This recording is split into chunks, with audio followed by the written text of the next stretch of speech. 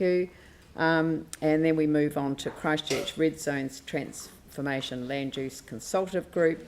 This was a matter that came from the Coastal Burwood Community Board. It was referenced in their submission the other day, and it's, oh sorry, and I was meant to go on to the other one, but let's just, since I started on item 5, it was simply that an additional member of the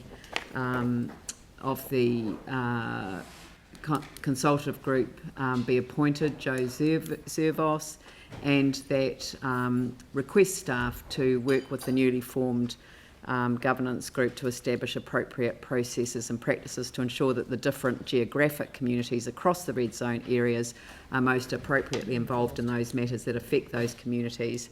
I do apologise, I should have gone on to the other item, but I will just deal with this, and then they will deal with how they will make decisions so that there isn't the crossover, because there are two distinct areas of red zones. So do I have a mover for that? Moved by...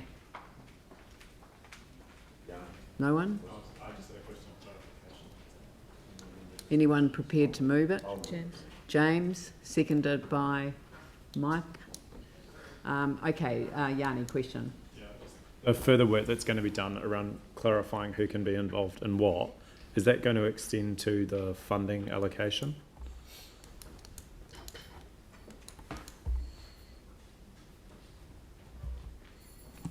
So what we've copied in italics there is what is currently in the terms of reference.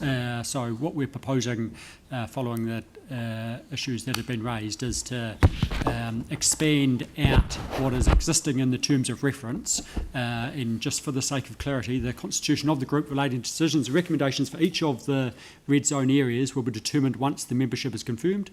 However, community board and mana whenua representation will make decisions relating to applications within their board and rohi areas.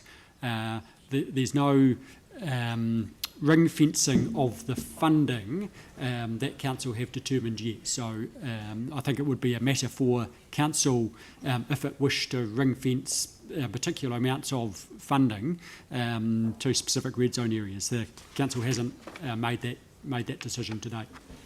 Right. So just, sorry, I can't quite recall, but we've put aside a lump sum of funding. Yep. That's to be applied across all the red zone areas. It's not tagged for certain areas or divided into percentage or anything like that. No. Cool. So basically, if we put an additional representative on, that changes the balance of the decision making. Can we put a safeguard in to ensure that there's equitable distribution of funding? No. I would simply ask you to... Yeah. Yes? Sorry, Leanne? It's point 2 addresses that point. What I understand is happening is that additional people are going in one area. No, an additional community board member is appointed as a representative from the Waitai Coastal Burwood Community Board, and the staff have been asked to work with the governance group once it's established in early 2020 to establish appropriate processes and practices to implement what is already in their constitution. Yeah. Is that okay? Right, it's been moved and seconded. I'll put the motion. All those in favour say aye. Those opposed say no. That's carried. And I do